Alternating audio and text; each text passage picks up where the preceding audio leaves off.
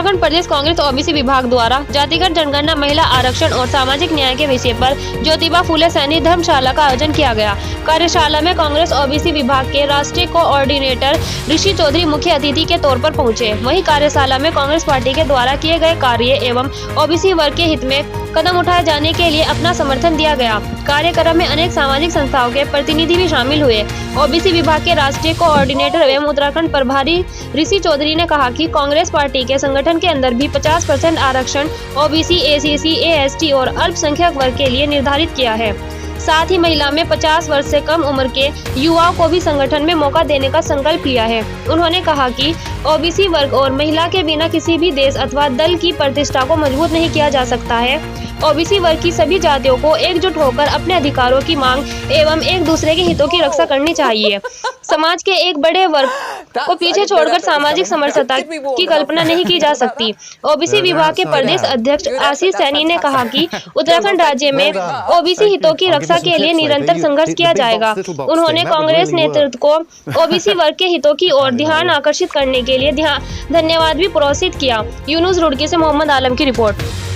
देश के 54% से अधिक के ओबीसी वर्ग के हित के लिए कांग्रेस पार्टी ने बहुत सारे महत्वपूर्ण कदम उठाए हैं, जिसमें राष्ट्रीय अध्यक्ष मल्लिकार्जुन खड़गे के नेतृत्व में रायपुर और उदयपुर अधिवेशन में 50% से अधिक पद SC, ST, माइनॉरिटी और ओबीसी वर्ग के लिए आरक्षित किए गए हैं। और साथ ही राहुल गांधी जी ने जिस प्रकार से ओबीसी वर्ग की देश के तमाम संस्थानों में, तमाम जगहों पर जो भागीदारी नहीं है, उनको उठाने का काम किया।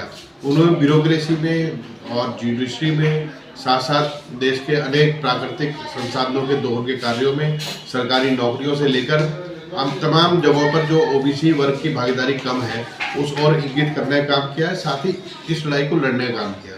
कांग्रेस पार्टी भारत में समानता और समरसता की बात करने वाला पहला दल है और लगातार इस बात को मजबूत करते रहे हैं।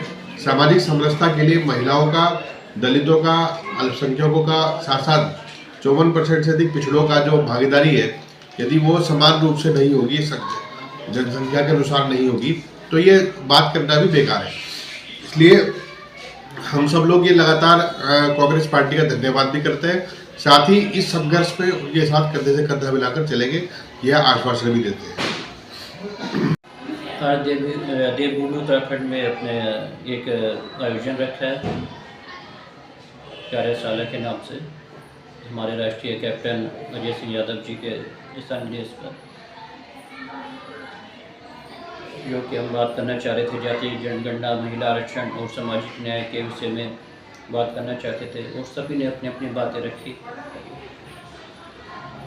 और हमारे कैप्टन साहब भी, राहुल गांधी जी भी आवाज़ उठाते आए हैं अपना जातीय जनगणना होनी चाहिए। जातीय जनगणना से हमारी आर्थिक, सामाजिक, पॉपुलेशन और हमारे शैक्षणिक के बारे में भी पता चलेगा।